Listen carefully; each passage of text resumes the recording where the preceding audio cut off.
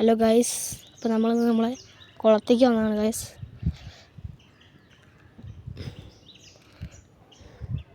നമ്മളെ കുളമാണ് ഗൈസ്.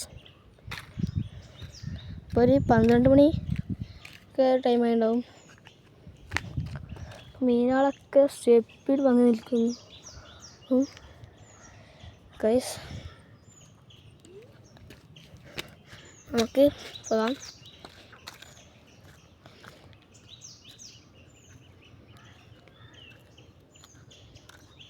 നമ്മൾ അടുത്ത വരയിലോട്ട് പോകണം. നല്ല പോകണം ഗൈസ്.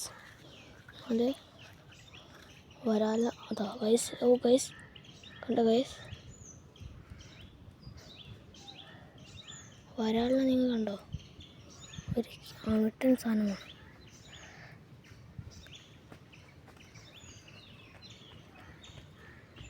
ഗൈസ്.